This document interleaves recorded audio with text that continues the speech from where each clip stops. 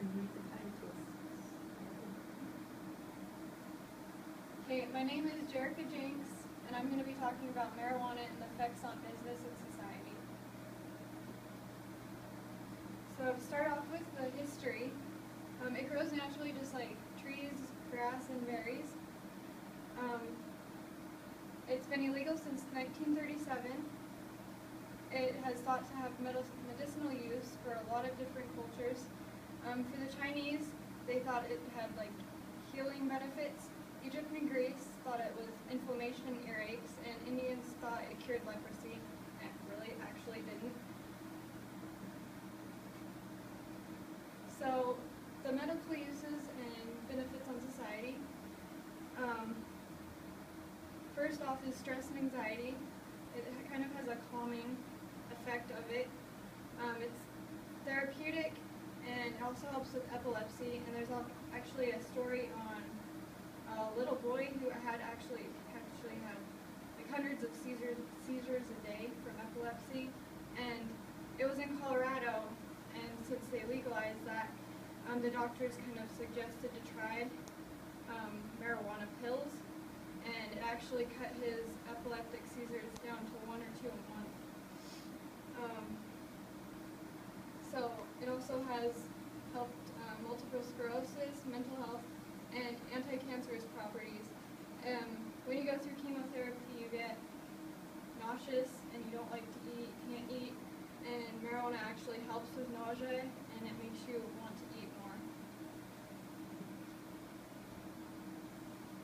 So the benefits to business, first there's less stress and anxiety, like I said. For work, you have a lot of deadlines, school projects, and of course your home. It's not really a business, but still you have to work at home and your spouse and children. And then productivity, actually has creative thinking. Okay. Economic benefits, taxes. The government can tax marijuana and other products. New businesses and more job openings. You'll have to open new businesses to sell it, sell marijuana and hemp, which is, it comes from marijuana. And then a boost to restaurants.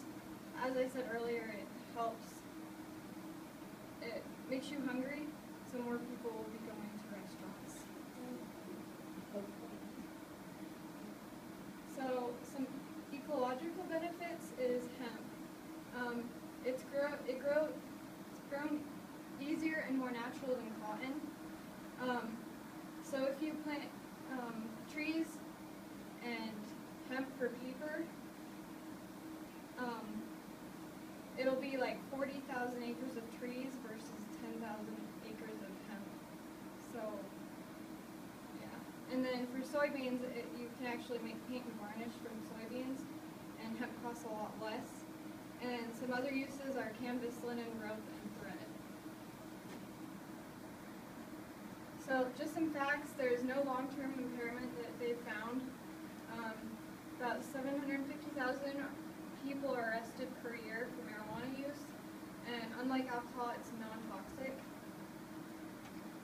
So some of the controversy, a lot of people think it leads to other drugs, and there's actually many users that never even use any other illicit drug. People think it's addictive. It's actually not addictive. It doesn't have addictive properties. Lowered intelligence, it can happen, but you can also be more creative. Laziness, you're still responsible but unmotivated, and of course eating habits, you'll want to eat more. It can lead to obesity. So some negative effects, I just messed it up, is in your lowered intelligence. You can be less coordinated, and you're not as alert, and you can't multitask. Some positive effects are the medicinal use. There can be less people in jail because it won't be illegal anymore. Productivity, it can reduce violence, just like the alcohol prohibition. There was a lot of gangs of violence, and of course hemp. and these are my sources. And I believe marijuana would be of great use and benefit in our society rather than